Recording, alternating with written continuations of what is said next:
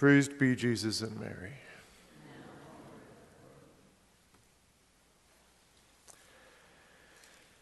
St. John Damascene was born in the 7th century, and he's the most remarkable of the Greek writers of the 8th century.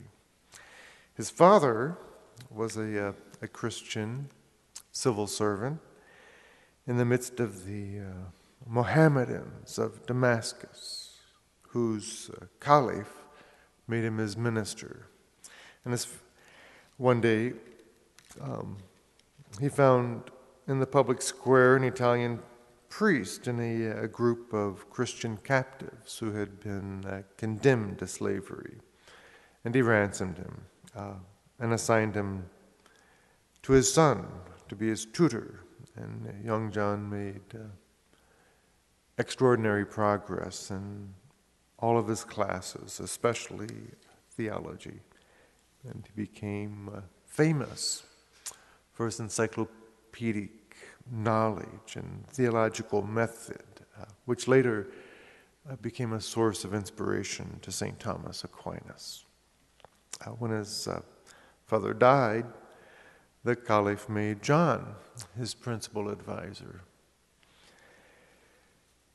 And that actually means it was through St. John Damascene that the advanced sciences made their appearance among the Arab Muslims who had burnt the famous library of Alexandria in Egypt. Therefore, it really wasn't the Muslims who instructed the Christians, as was believed for some time in Europe. St. John also vigorously opposed the brutal Iconoclast persecution instigated by the Emperor of Constantinople, Leo the Assyrian. He befriended St. Germain, the Patriarch of Constantinople, in the defense of the veneration of sacred images. And this outraged the emperor so much that he devised a plot against St. John. He had a letter forged and signed in St. John's name, and he addressed the letter to himself. And the letter was an offer to deliver up the city of Damascus to the emperor. The emperor then sent the letter to the caliph of Damascus, informing him that he had a traitor for minister. And although St. John defended himself against the charge, he was condemned by the caliph to have his right hand cut off. And the severed hand was attached to a post in a public square. But later, John obtained the hands afterwards and invoked the Blessed Mother in a prayer which has been preserved to this day. And he prayed to be able to continue to write the praises of her son and herself. And the next morning when he woke up, he found his hand joined again to his arm, leaving no trace of pain, but only a fine red line, like a bracelet, marking the site of the miracle.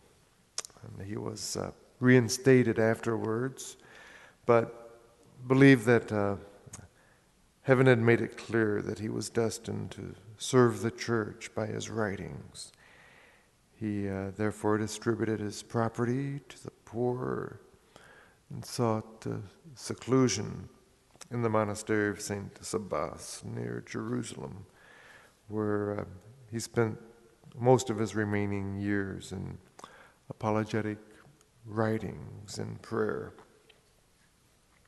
He's famous in 3 areas. First, he's known for his writings against the Iconoclasts, who, as we mentioned, opposed the the veneration of images.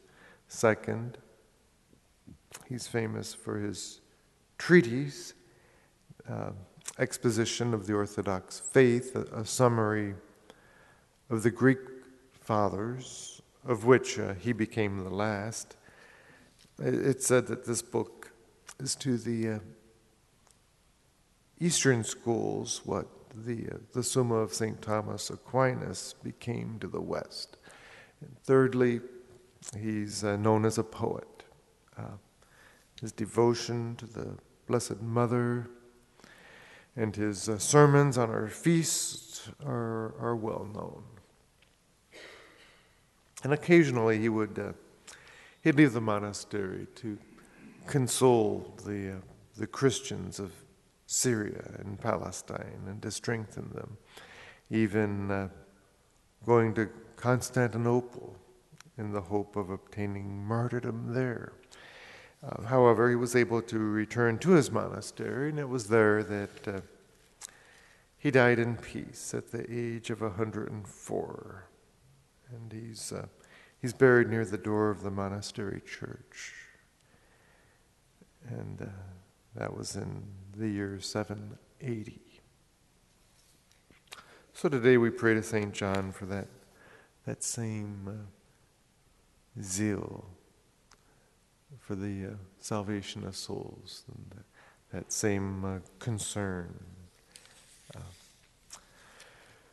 for our fellow Christians, to encourage them to build up the faith and instruct others in the truth that we've been entrusted with.